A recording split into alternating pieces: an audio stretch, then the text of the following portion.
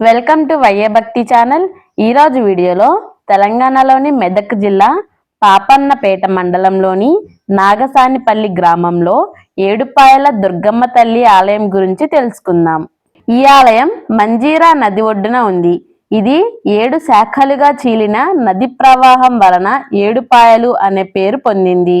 ద్వాపర యుగాంతంలో పరీక్షిత్తు మహారాజు సర్పరాజు కాటుకు గురై ప్రాణాలు కోల్పోతాడు. రాజు కొడుకు జనమేజయుడు తండ్రి మరణానికి కారణమైన సర్ప సంతతిని సమూలంగా అంతమొందించాలని సర్పయాగం తలబెట్టాడు. యజ్ఞగుండాలు నిర్మింపజేసి జమదగ్ని, కశ్యపి, విశ్వామిత్ర, వశిష్ఠి, గౌతమి, భరద్వాజ వంటి సప్త ఋషులతో ఈ యాగం నిర్వహిస్తాడు. యజ్ఞ ఫలితంగా సర్పాలన్నీ వచ్చి అగ్నిలో ఆహుతమవుతుండడంతో సర్పజాతి అంతమవుతుందనే ఆందోళనతో నాగుల తల్లి దేవుళ్లకు వేడుకొంది. నాగులకు పుణ్యలోక గతులు ప్రాప్తించేందుకు గరుత్మంతుడు పాతాళంలోకి భగోవతి నదిని తీసుకువస్తాడు. యజ్ఞ స్థలానికి రాగానే భగోవతి నది 7 పాయలుగా చీలి ప్రవహించింది.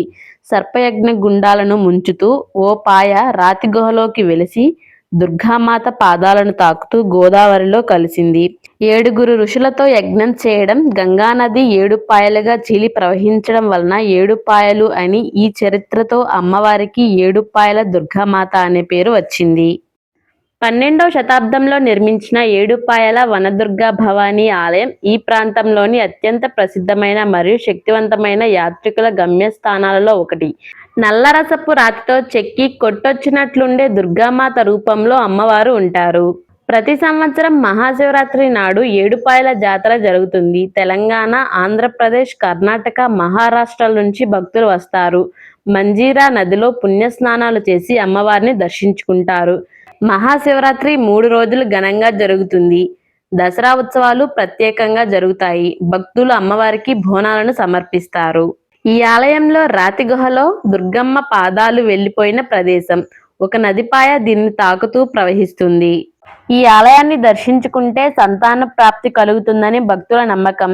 కుటుంబ శాంతి, దాంపత్య జీవితం, కుటుంబ ఐక్యత కోసం, ఆరోగ్యం, వ్యాధుల నివారణ, మానసిక శాంతి కోసం ఈ ఆలయాన్ని దర్శించుకుంటారు.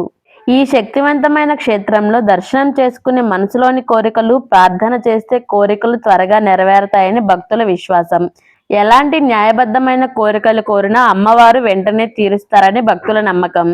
మీరు కూడా ఒకసారి ఈ ఆలయాన్ని దర్శించుకోండి. ఈ వీడియో మీకు నచ్చినట్లయితే మా వైఏ భక్తి ఛానల్ను సబ్స్క్రైబ్ చేసుకోండి. ఈ వీడియో చివరి వరకు చూసినందుకు హృదయపూర్వక ధన్యవాదాలు.